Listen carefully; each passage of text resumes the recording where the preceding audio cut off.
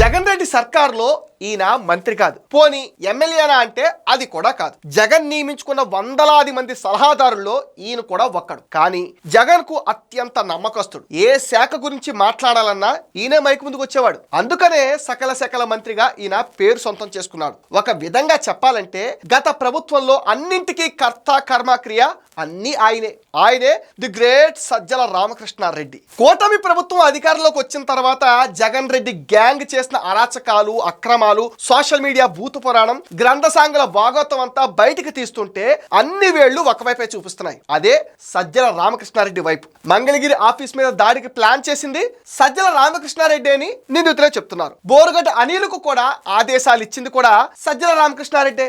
వర్రా రవీందర్ రెడ్డి అసభ్యకర పోస్టులకు దిశానిర్దేశకులు సజ్జల రామకృష్ణారెడ్డి, ఆయన కొడుకు భార్గవరెడ్డి అంట. శ్రీరెడ్డి, శ్యామల వెనక కూడా సజ్జలే ఉన్నాడని వైసీపీ వాళ్ళే చెప్తూ ఉంటారు. పోసానికి ఎవరిని తిట్టాలి, ఏమని తిట్టాలి అని చెప్పింది కూడా స్వయంగా సజ్జలే అని పోలీసుల ముందు ఇంట్రాగేషన్ లో పోసాని కృష్ణమురళి చెప్పాడు. పోసాని తిట్టడం, ఆ వీడియోలను సోషల్ మీడియాలో వైరల్ చేయటం సజ్జల భార్గవరెడ్డి చేసే పని అని పోసాని పోసగుచ్చినట్లుగా పోలీసులకు జరిగిన కథ మొత్తం చెప్పేశాడు. సజ్జల బండారం మొత్తం బయట పెట్టాడు. భౌతిక దాడులు, సోషల్ మీడియాలో బూతులు తిట్టడం, నాయకుల ఇళ్లలోని ఆడవాళ్ల గురించి నీచంగా మాట్లాడటం వంటివన్నీ సజ్జల కనుసన్నల్లోనే జరిగేవని ఇప్పుడు దాకా అరెస్ట్ అయిన వైసీపీ నాయకులు, సోషల్ మీడియా పేటం బ్యాచ్లు చెప్తుండడంతో సజ్జల ఇప్పుడు పేకల్లో కష్టాల్లో కూరిపోయాడు. ఇప్పటికే టీడీపీ ఆఫీస్ పై దాడి కేసులో సజ్జల ముందస్తు బెయిల్ తెచ్చుకున్నాడు. ఇప్పుడు పోసాని కేసులో కూడా ముందస్తు బెయిల్ ఇవ్వమని సజ్జల రామకృష్ణారెడ్డి, ఆయన కొడుకు భార్గవరెడ్డి హైకోర్టు చుట్టూ తిరుగుతున్నారు. గత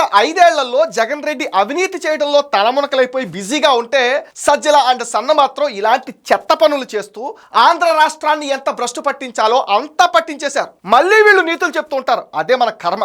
విలువల గురించి మాట్లాడుతూ ఉంటారు, అది మన దౌర్భాగ్యం. రాబోయే రోజుల్లో సజ్జల రామకృష్ణారెడ్డి, సజ్జల భార్గవరెడ్డిలు కూడా జైల్లో చెప్పకూర్తి తినాల్సిందే.